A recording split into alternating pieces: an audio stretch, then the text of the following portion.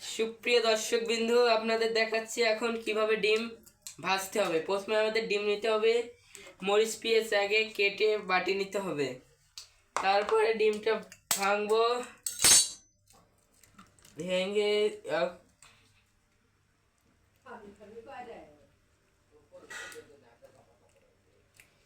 তারপর ফেটে নেব। ফেটে নেওয়ার পর আমরা এটা ভালোভাবে গুলিয়ে নেব।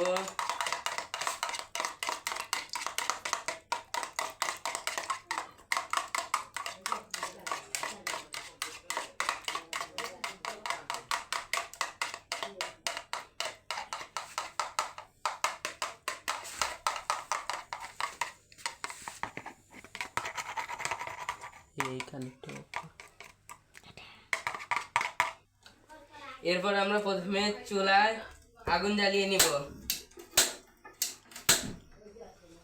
চুলায় আগুন জ্বালিয়ে নেওয়ার পর পরিমাণ মতো তেল গরম করে নিতে হবে।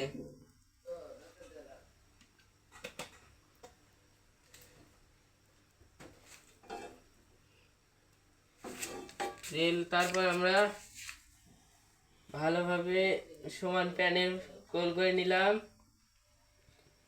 এরপর তেলটি যখন গরম হবে, তেল গরম হওয়ার পরে আমরা ডিমটা ছেড়ে দেব।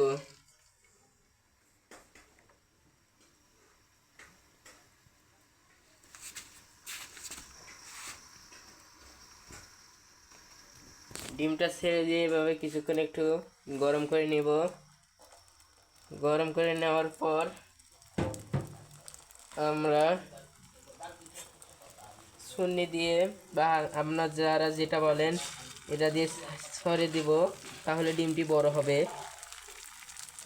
এরপর যখন পরিমাণ মতো কয়েকবার হয়ে যাবে, তখন আমরা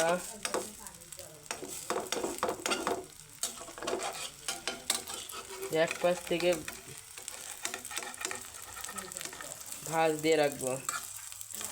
তার ফলে হবে কি, আমাদের জিনিসটা আরো ভালো হবে।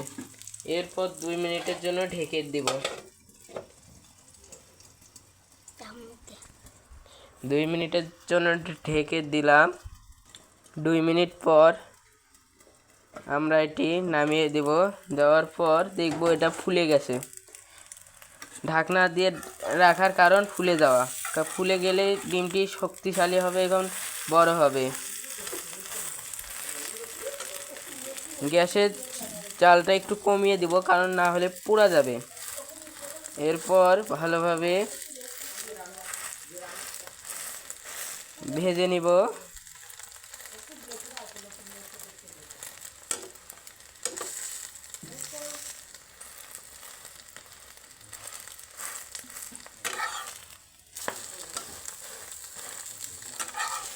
দেখতে পাচ্ছেন সুপ্রিয় দর্শকবৃন্দ, আমার ডিম ভাজা শেষ হয়ে গেছে। এখন দেখবো কেমন হয়েছে। দেখতে পাচ্ছেন সুপ্রিয় দর্শক, অনেক সুন্দর হয়েছে। যদি ভালো লাগে ভিডিওটি, তাহলে একটি লাইক করবেন, চ্যানেলটিকে সাবস্ক্রাইব করবেন।